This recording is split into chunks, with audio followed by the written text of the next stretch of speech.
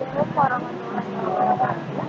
Nama saya di kelas 10 Indonesia. Hari ini saya akan menjelaskan tentang ekonomi dalam Islam. Pokok pikiran yang akan disampaikan pada kali ini ada 5, yaitu 1.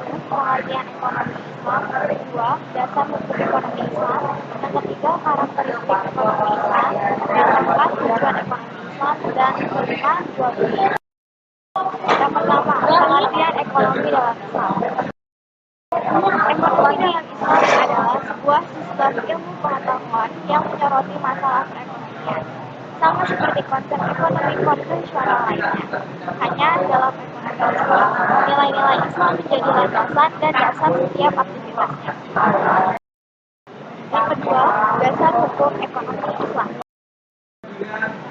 Sebuah ilmu tentu memiliki landasan hukum, demikian pula dengan penerapan syariah di bidang ekonomi, bertujuan sebagai transformasi masyarakat yang berbudaya Islami. Beberapa dasar hukum Islam tersebut diantaranya adalah sebagai berikut. Yang pertama, Al-Quran. Al-Quran memberikan ketentuan-ketentuan hukum muamalat yang sebagian besar berbentuk kaidah-kaidah umum, kecuali itu jumlahnya pun sedikit. Misalnya, dalam Quran Surat Al-Baqarah ayat 188 terdapat larangan makan harta dengan cara yang berdasar, antara lain melalui suap, yaitu sebagai berikut. Dan janganlah kamu makan harta di antara kamu dengan jalan yang batil. Dalam Quran Surat An-Nisa ayat 29 terdapat ketentuan bahwa perdagangan atas dasar sukarela merupakan salah satu bentuk muamalah dan halal, yaitu sebagai berikut. Hai orang-orang yang beriman, janganlah kamu saling memakan harta sesamamu dengan jalan yang batil, kecuali dengan jalan pernikahan yang dibangun dengan sama-sama di antara kamu. Dan janganlah kamu membunuh diri. Sesungguhnya Allah adalah Maha Penyayang kepadamu. Yang kedua ada hadis. Hadis memberikan ketentuan-ketentuan hukum muamalat yang lebih terperinci daripada Al-Quran.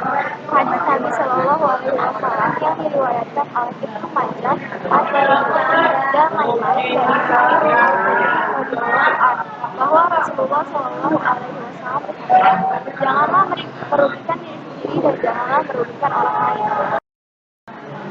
Karakteristik ekonomi Islam. Tidak banyak yang dikemukakan dalam Al-Quran dan banyak prinsip-prinsip yang mendasar saja, karena dasar-dasar yang sangat kuat, Al-Quran dan Sunnah banyak sekali membahas tentang bagaimana seharusnya kaum muslimin berperilaku sebagai konsumen produsen dan pemilik modal. Tetapi hanya sedikit sistem ekonomi.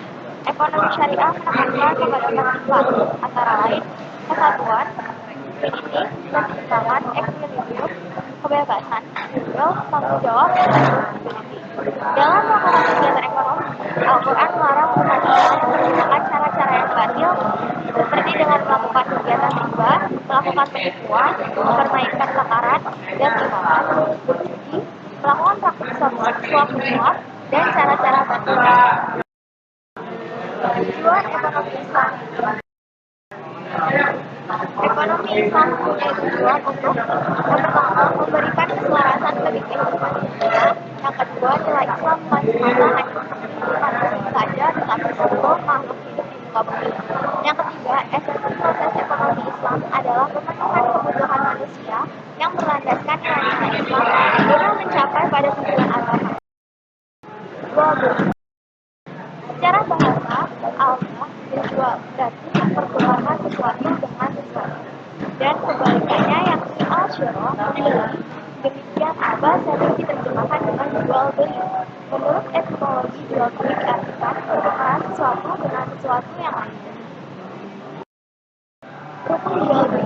Menurut jumhur ulama, ada 4 rukun jual beli, yaitu 1. Pihak menjual, 2. Pihak membeli atau mustahil, 3. Ijab kabul yang disebut sebab, 4. Objek jual beli, yaitu keseimbangan. Rasulullah Shallallahu Alaihi Wasallam bersabda, janganlah menjual sesuatu yang tidak ada padamu.